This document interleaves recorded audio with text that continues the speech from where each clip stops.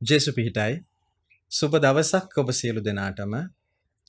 ඔබ මේ එක්වන්නේ ලුණාව ශුද්ධෝ පේදුරු පාවුලු දේවස්ථානයේ සිටයි. අපි දන්නවා දේව වන්දනා වසරෙහි විශේෂිත වූ කාල පරිච්ඡේදයක් ලෙස මේ දින 40ක චතාරික සමය අපිට හඳුන්වන්නට පුළුවන්. ජොෙල් දිවස් ප්‍රසාදිවරයා ප්‍රකාශ කරන ආකාරයට වත ඉරාගෙන නොව ඔබගේ සිත ඉරාගෙන පැමිණෙන ලෙස මෙම කාල පරිච්ඡේදය තුල අප සියලු දෙනාටම ආරාධනා කරනවා.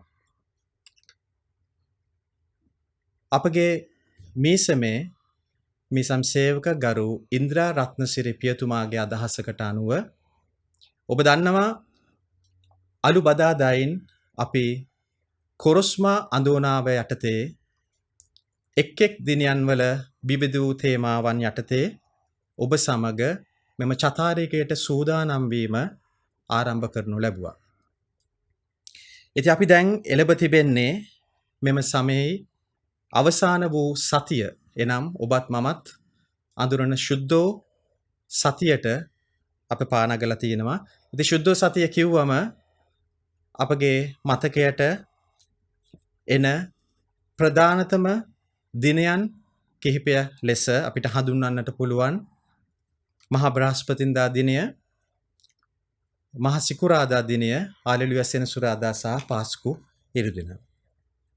ඉතින් මෙම දිනයන් වල ඔබත් මමත් දන්නවා මහා බ්‍රහස්පතින්දා ජේසුස් ස්වාමින් වහන්සේ විසින් ගෝලයන්ගේ පාද දෝණය කිරීමත්, ඒ වගේම මහා සිකුරාදා දින උන්වහන්සේ තමන්ගේ ජීවිතය මුළු මහත් මිනිස් සංහතිය වෙනුවෙන් පූජා කිරීමත්, ඒ වගේම හාලෙලුයා සෙනසුරාදා සහ පාස්කුව තුල උන්වහන්සේ නැවත උත්ථාන වීම සිහිපත් කරනු ලබනවා.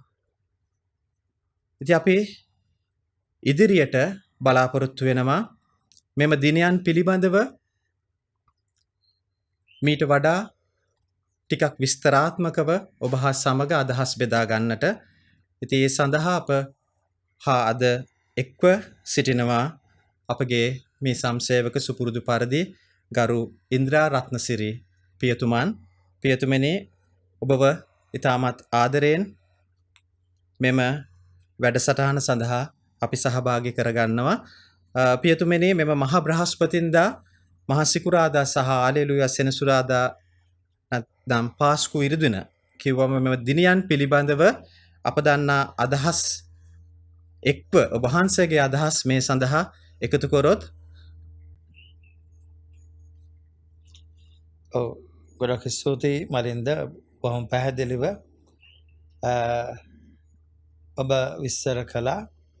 අලුබදාද දවසින් අපි ආරම්භ කරපු මේ දින 40 කොරස්මා අඳෝනාව හරහා විවිධ තේමාවන් ඔස්සේ අපේ සදහවත් ජනතාවගේ හදවත් වලට අපි සමීප වෙන්නට උත්සාහ කළා. පුංචි පුංචි තේමාවන් පෙරදරි කරගෙන. ඉතින් ඔබ බොහොම පැහැදිලිව විස්තර කළා දේව වන්දනා වර්ෂය තුල විශේෂිත කාලයක් තමයි චතාරිකය. චතාරික කාලය තුල සුවිශේෂී කාල පරිච්ඡේදයක් තමයි මේ සුද්ධෝ සතියේ මහා බ්‍රහස්පතින්දා, සිකුරාදා, සෙනසුරාදා ඉරිදා මේ දවස් කීපයේ තියෙන විශේෂත්වය අපි අවබෝධ කරගන්නට ඕන. ඉතින් මේ දේව වන්දනා වර්ෂය ගැන අපි පිරික්සල බලපුවාම ඊ타ත්ම පැටලලි සහගත සවිස්තරව අපගේ අවධානය යොමු කරන කාල පරිච්ඡේදයක්. යේසුගේ දුක, වේදනාව, මරණය සහ උත්ථානය සම්බන්ධව ගැඹුරින් කතා කරන කාල පරිච්ඡේදයක්. ඉතින් අපි ඉදිරියට එක දවස්වල විශේෂත්වය අපි බොහොම සරලව අවබෝධ කරගන්නට උත්සාහ කරමු. මම හිතනවා ඔබගේ ප්‍රයත්නය, මගේ බලාපොරොත්තුව අපේ සදහවත් ජනතාව මේ දවස්වල දිව්‍ය පූජාවට සහභාගී වෙද්දී යම් අවබෝධයක් ඇතුව සහභාගී වෙයි.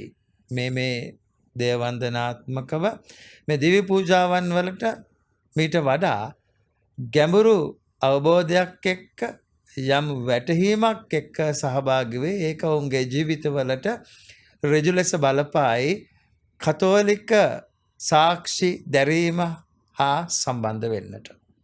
ඉතින් අපි ඉදිරියේදී මේ දේවල් වම සවිස්තරව පැහැදිලි කරගන්නට අදිටන් කරගනිමු. ඔබ සියලු දෙනාටම ජේසු පිහිටයි.